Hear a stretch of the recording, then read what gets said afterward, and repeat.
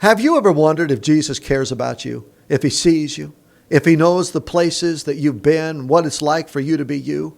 Have you ever read Jeremiah chapter 1, verse 5? Jesus says to the prophet, before I even formed you, I knew you.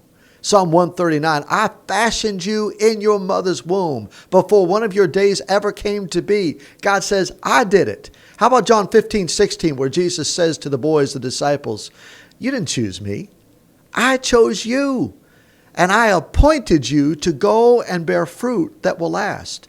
Jesus sees you. He knows you. He knows what it's like to be you. He put skin on, moved into the neighborhood, became a man, disrobed his glory so that when you're praying to him, you're praying to somebody who understands what it's like to be human. The first calling of the disciple happens in Luke chapter 5. It's Peter. He's out all night long. Every time you see the Bible talk about all night, it's man at his worst. Can't see at night. You're tired at night. You can't be yourself at night. Your strength wanes at night. And at night, Peter's fishing and he caught nothing. It's a supernatural lack of a catch of fish.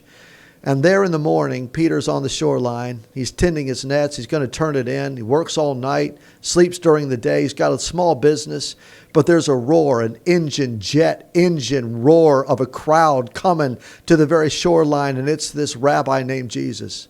What do you think the odds are, out of all the boats on the shoreline, that Jesus chose this guy named Simon's boat? He wasn't Peter yet. He was Simon. It was BC days, before Christ. Not the after I've been born again days by Christ. And Jesus hops into this lone man's boat. He says, why don't you launch a little ways from shore? Well, Simon, he could have said, I don't really want to look like a fool in front of all the people that are here that I happen to know.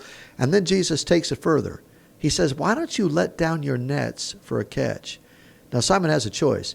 Jesus, you might know a lot about rabbiing. You might know a lot of theology. In fact, I've heard a lot of good things about you, but you don't know anything about fishing. You don't know about my life. You don't know what it's like to be me. You don't know what my night has been like. Simon chooses to let down his nets. You know what happens? He gets a massive catch of fish. You know why?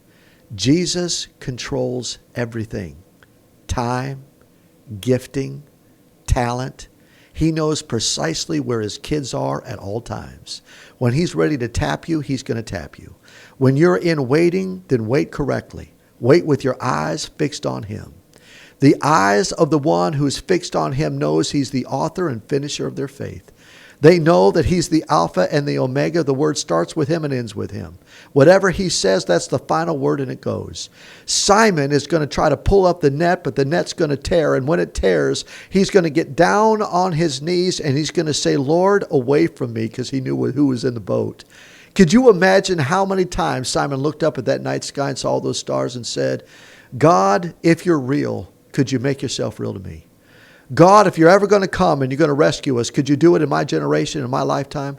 God, it sure would be meaningful if you would tell me what the purpose of my life is. And then all of a sudden, a jet engine roar. There's the one, Jesus himself, looking at Simon. Why don't you launch into the deep? Why don't you let down your nets for a catch? I wonder if what came back was, I knew you before I ever formed you in your mama's womb. I have created you, and you are fearfully and wonderfully made. And I made you for a purpose, and it's for me. Friend, tell Jesus, wherever, why ever, for whatever reason, you can use everything about me. I'm waiting and looking to you.